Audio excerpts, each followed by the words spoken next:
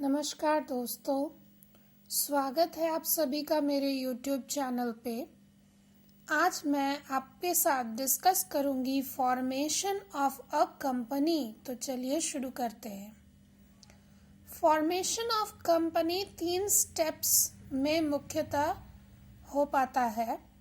ये 3 स्टेप्स हैं। Number 1 promotion of company, number 2 incorporation और registration of company, number 3 commencement of business.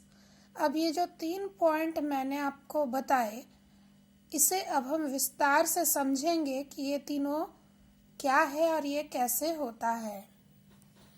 Promotion of company, कभी भी company जब खड़ा करना है, बिजनेस खड़ा करना है, कंपनी तैयार करनी है, तो पहला जो स्टेप होता है वो होता है प्रमोशन ऑफ कंपनी। इस स्टेप के अंतर्गत हम क्या क्या करते हैं? सबसे पहले प्रिपेयरिंग डॉक्यूमेंट्स, सबसे पहले कागज पत्तर तैयार किए जाते हैं, तरह तरह के डॉक्यूमेंट्स तैयार किए जाते हैं।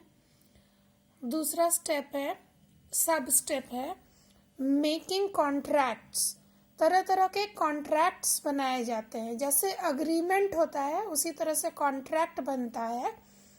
अग्रीमेंट और कॉन्ट्रैक्ट में बस इतना सा अंतर है कि कॉन्ट्रैक्ट को आप कानून के माध्यम से लागू कर सकते हैं, यानी कि कॉन्ट्रैक्ट का उल्लंघन करना इल्लीगल हो जाएगा। जबकि अग्रीमेंट अगर सोशल अग्रीमेंट हो तो उस पे कानून लागू नहीं होता है, और अगर लीगल एग्रीमेंट हो तो उस पे भी कुछ कुछ नियम कानून लागू हो जाते हैं। तो कॉन्ट्रैक्ट एक एग्रीमेंट के तरह है। तो पहले हम डॉक्यूमेंट्स प्रिपेयर करेंगे, फिर हम कॉन्ट्रैक्ट तैयार करेंगे, उसके बाद कंपनी का नामकरण होगा, नेमिंग ऑफ अ कंपनी, और फिर क्या होगा? Appointing bankers, brokers, solicitors and underwriters. तो बैंकर्स वगैरह का अपॉइंटमेंट होता है, ब्रोकर्स का अपॉइंटमेंट होता है। इन लोगों का अपॉइंटमेंट इसलिए होता है ताकि वो कंपनी अपना फंड रेज कर सके।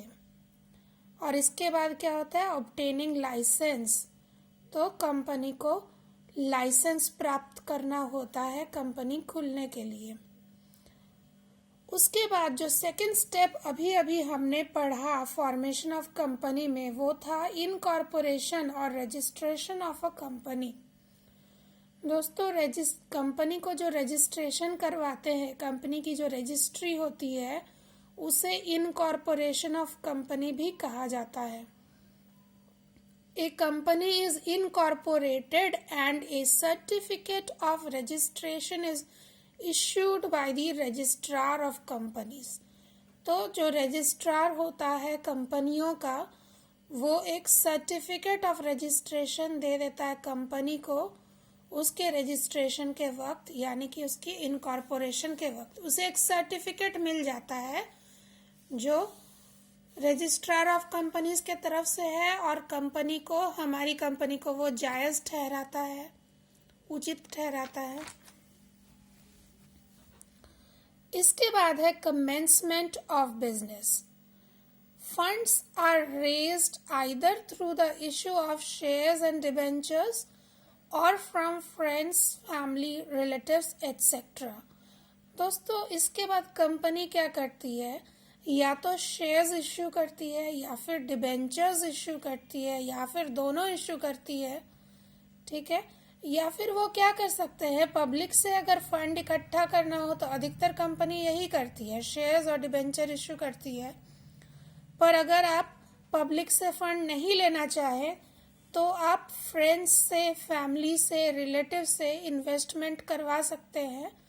और उसके बाद अलॉटमेंट ऑफ शेयर्स होता है। कंपनी का जो ओनर होता है वो शेयर होल्डर है।